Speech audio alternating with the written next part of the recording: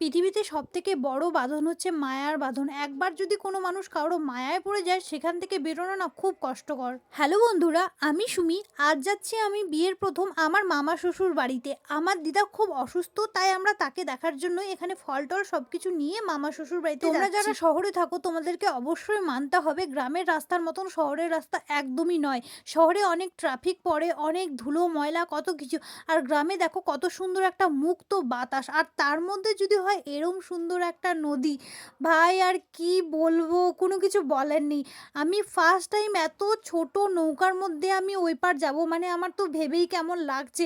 খুব আনন্দও হচ্ছে, তার সাথে না ভীষণ পরিমাণে ভয় লাগছে, কারণ ফার্স্ট টাইম এত ছোট নৌকার মধ্যে আমি উঠছি, আর দেখো এত ভয় লাগছে আমি বসে পড়েছি নৌকার মধ্যে। তারপর দেখো নৌকাটি আস্তে আস্তে এগোচ্ছে, আর আমার তো ভীষণ পরিমাণে ভয় লাগছিল, কিন্তু দেখো এই বাচ্চাটা কত সুন্দর নৌকা চালাচ্ছে, এত সাহস।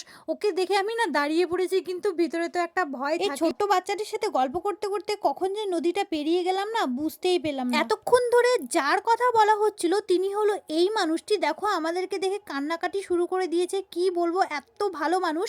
এটা হচ্ছে আমার বরের দাদু, আর ওটা হচ্ছে দিদা, মানে আমারও দাদু দিদা। এখানে দাদু নাতনি অনেকক্ষণ ধরে গল্প করছিল। দিদা যেহেতু আমাকে দেখে অনেক পরিমাণে কান্নাকাটি করছিল, অনেকক্ষণ পরে শান্ত করার পরে এইটুকু মুহূর্তই আমি নিতে পেরেছি, আর তারপরে আমি ক্যামেরাটা না অন করিনি সেখানে। দিদা দাদুর সাথে বেশ কিছুক্ষণ গল্প করার পরে আমরা বেরিয়ে পড়লাম বাড়ির উদ্দেশ্যে। আর এদিকে দেখো আকাশটা এত সুন্দরভাবে সেজে উঠেছে, কি বলবো। আর এদিকে দেখো আমার বর বলছে আকাশের নাকি বলে তেল ধরেছে, এটা কোনো কথা?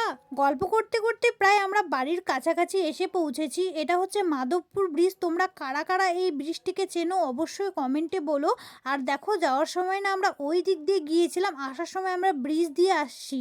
এই ব্রিজটা না ভীষণ বড় ব্রিজ। দেখো ওই মাথা থেকে এই মাথা মানে বলতে পারো ভালোভাবে দেখাই যাবে না, এত বড় ব্রিজ। তারপরে আমরা সেখানে নেমে কিছুক্ষণ বসেছিলাম, কিন্তু যেহেতু সন্ধ্যা হয়ে যাচ্ছে আর বাড়ি ফিরতে হবে, তাই আমরা বাড়ির পথে রওনা দিলাম। আজকের মতন এই পর্যন্তই, দেখা হচ্ছে পরের ভিডিওতে। সকলে ভালো থেকো, সুস্থ থেকো, টাটা।